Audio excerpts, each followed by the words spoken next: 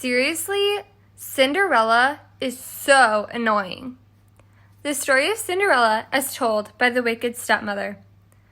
Story by Trisha Shaskan and illustrations by Gerald, Guerlais. You must have heard of me, the wicked stepmother. Not true. It's just another one of Cinderella's wild stories. Not as wild as the one about the pumpkin and the fairy godmother. The real story, the true story, began with some chatter and some dust. All I ever wanted was a husband and a mansion. But before I married Cindy's father, my two darlings and I had met Cindy only a few times. The girl had seemed normal then.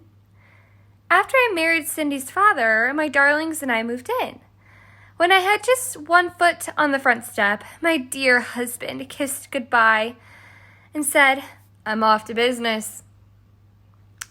He leaves often, Cindy said, but the animals stay put. They talk, they joke, they sing, they even help out, especially the bluebirds.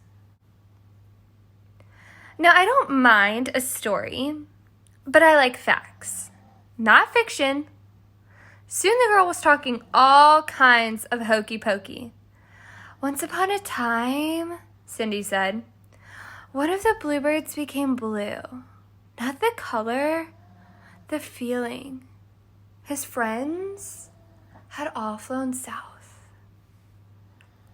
My darlings and I were stuck near the front door. I just wanted to put away my bags, and that's when I saw it. Dust. Dear, the whole house is dusty, I asked. I don't know, said Cinderella. I'll give you a tour. In the dining room, Cindy told stories. In the study, Cindy told stories non-stop.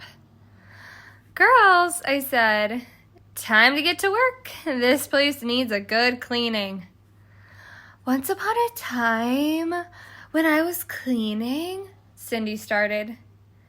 Oh boy.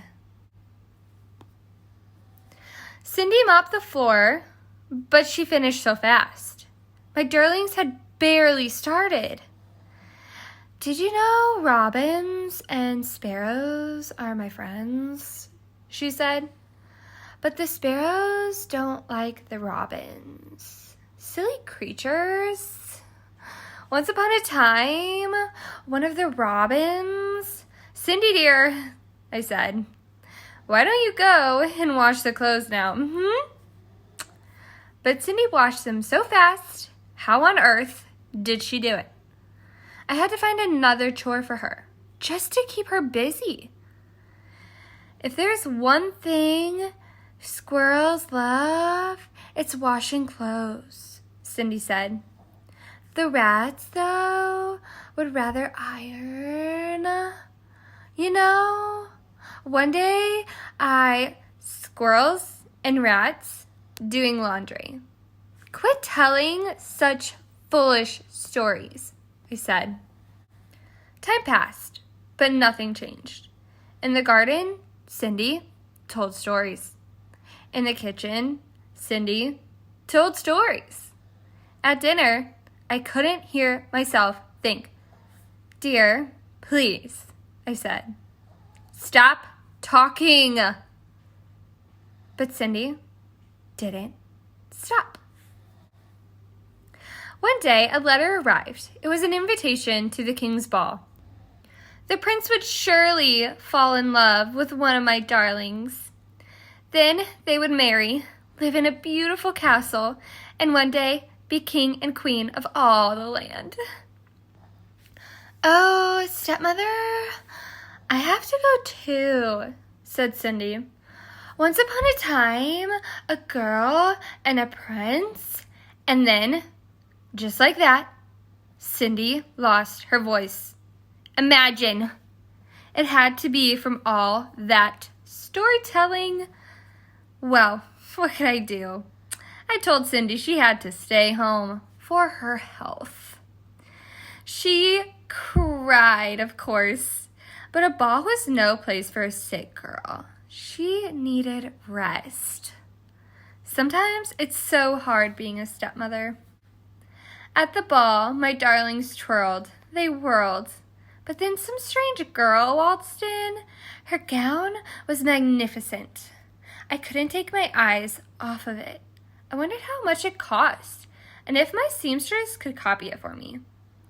The prince and the girl danced and pranced. My poor darlings were left princeless. A few days later, the prince made an announcement. A glass slipper had been left at the castle. The prince would marry the girl whose foot it fit. Our big chance. After visiting every other mansion in the neighborhood, the prince's valet arrived to our door. Me, said one of my darlings. No, me, said the other. One at a time, said the valet. Each girl tried, but the shoe didn't fit. Then Cindy pushed out a whisper.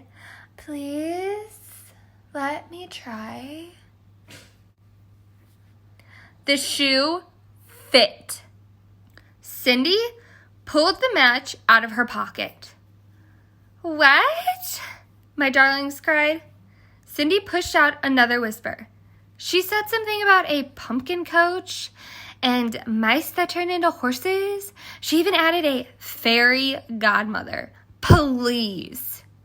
There's no such thing. But I still don't know where she got those shoes. A few days later, the prince married Cindy. Poor man. He had no idea what he was getting himself into. But we lived happily ever after.